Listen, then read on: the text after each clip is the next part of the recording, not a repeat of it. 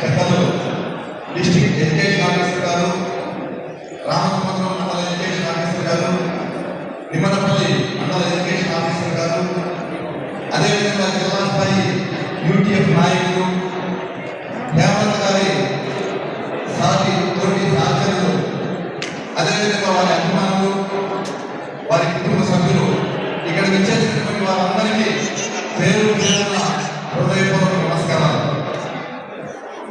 హేమంత్ గారితో నాకు 40 సంవత్సరాల సుదీర్ఘ అనుబంధం. 1983-84 సంవత్సరంలో ఆమె బీటీ కళాశాలలో గర్ల్స్ సెక్రటరీగా ఉన్నారు. అప్పట్లో మన ప్రాంతంలో ఎక్కడ కూడా బీటీ కళాశాల ఒక్కటే పెద్ద కళాశాల, ఏవి కూడా కార్పొరేట్ కళాశాలలు లేవు. అదేవిధంగా ఇంగ్లీష్ మీడియం స్కూల్స్ కూడా అప్పట్లో లేవు.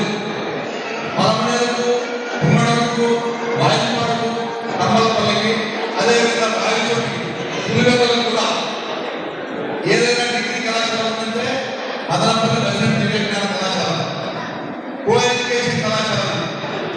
మేము కలిసి చదువుకునే వాళ్ళం, బాయ్స్ గర్ల్స్ అంతా కూడా కలిసి చదువుకునే వాళ్ళం.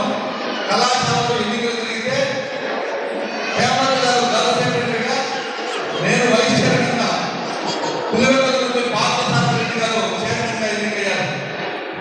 ఎందుకు నేను గుర్తు చేస్తున్నానంటే ఆనాడు మదనపల్లిలో పీజీ కోర్సులు లేవు, అదేవిధంగా పీజీ హాస్టల్స్ కూడా లేవు.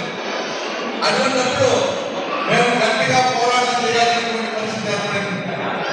హేమంత్ గారి పట్టుదల, స్ఫూర్తి, గర్ల్స్ ఆమె మేనేజ్ చేసే విధానం, అప్పట్లోనే పువ్వు పుట్టగానే పరిగణిస్తుంది అన్నట్లుగా ఆమె నాయకత్వ లక్షణాలు కళాశాలలోనే అందరికీ అర్థమయ్యాయి.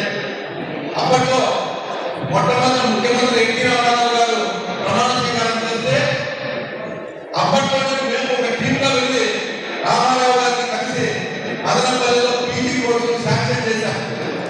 అదేవిధంగా పీజీ హాస్టల్స్ కూడా ఇక్కడ శాంక్షన్ చేశాం. అది హేమంత్ గారి గొప్ప అప్పట్లో. మరి ఆ తర్వాత క్రమంలో ఆమె టీచర్గా ఉద్యోగం పొందిన, కళాశాలలో దూరమైన ఆమె ప్రేమ అనుబంధాలు ఎప్పటికీ మేము కలిసి ఉన్నాం. క్షేమ సమాచారాలు తెలుసుకుంటూనే ఉన్నాం. ఆమె మా మండలంలో కూడా పనిచేశారు. నిమ్మనపల్లి మండలంలో రెడ్డివారిపల్లి, గౌరవారిపల్లిలో పనిచేశారు. అదేవిధంగా రామచంద్ర మండలంలో పనిచేసి రిటైర్డ్ అవుతున్నారు. ఎక్కడున్నా కూడా ఉత్తమ ఉపాధ్యాయునిగా అవార్డు అందుతున్నటువంటి వ్యక్తి హేమంత్ గారు.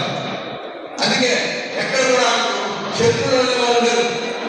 ఆమె యూటీఎఫ్తో చురుకుగా పాల్గొన్నారు.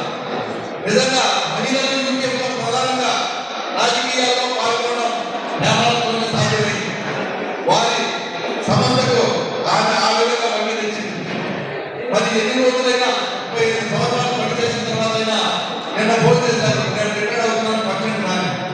నాకు అప్పుడే ఆశ్చర్యం, అప్పుడే రిటైర్డ్ అవుతున్నాను, మనం కాలేజీలో చదువుకుంటున్నాము, అప్పుడే రిటైర్డ్ అవుతున్నామని. ఆ విధంగా ఆమె మంచి అనుభవము, ఎవరితో కలిసి బాగా ముందుకు వెళ్తారు. ఆమె రిటైర్డ్ అయిన తర్వాత కూడా ఆమె జీవితం ప్రశాంతంగా ఉండాలని, ఆయుధాలు ఆ దేవదేవుడు ప్రసాదించాలని, ఇంకా సమాజ సేవలో మరింతగా చురుకుగా పాల్గొనాలని మనస్ఫూర్తిగా కోరుకుంటూ ఈ అవకాశం కృతజ్ఞతలు తెలియజేస్తున్నా. సమయాభావం